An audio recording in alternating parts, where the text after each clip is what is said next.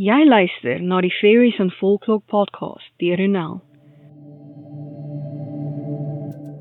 Ek is donker fantasieskrywer Ronel Janse van Vieren, met meer as 'n dekade van rondsniffel in stowwerige volkskindeboeke, om wesens van verbeelding wat my nuuskierigheid aangewakker het na te vors, is ek hier om die volkskunde in 'n neutedop te deel, en hoe ek dit herverbeel het vir my skryfwerk in 'n oorsprong van die vee.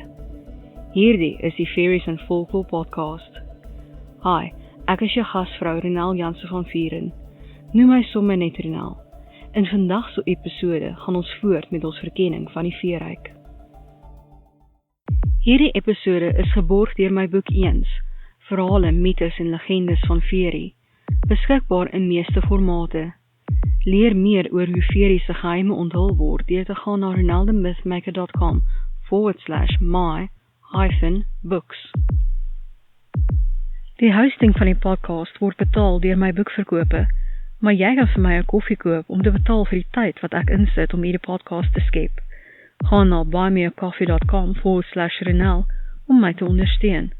Dit kan eenmalig wees, of jy kan my weer in die toekoms borg. Jy kan ook altyd die podcast as 'n luisterboek koop om te help met die hosting. Gaan na payup.com/Ronel Janse van Vieren/collection/Fairies and Folklore podcast audiobooks om my te ondersteun.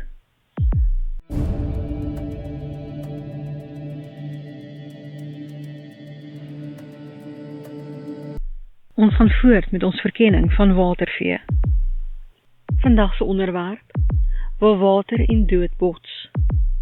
Van die meerderheid word water as lewe gesien.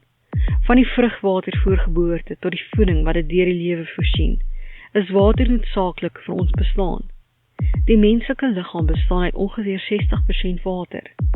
Maar water is beide opbouend en vernietigend, 'n bron van lewe en van dood. Baie mitologie praat van die dood as die oorsteek van water.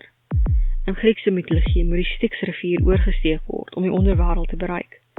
In Keltiese mitologie is die ander wêreld oor kan die see of mere op eilande.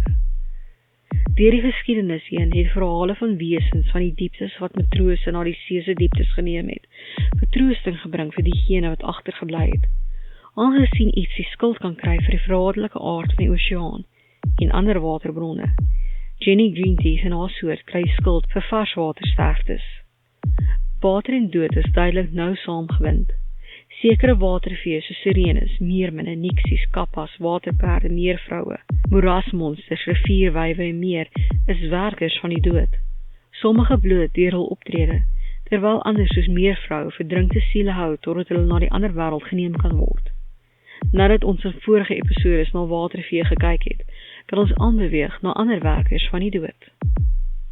Ek hoop dat jy hierdie episode van die Fairies and Folklore podcast geniet het en dat jy iets nuuts oor die vee geleer het. Onthou dat jy 'n transkripsie van hierdie episode in die beskrywing kan kry. As jy nuut is by die podcast, hoekom nie na my webtuiste ronelthemythmaker.com gaan en 'n gratis kopie van Ongesiens, die tweede boek in die veeverhaalreeks kry nie? Toe 'n volkskunde, toorkrag en gevaar wag. Pas op!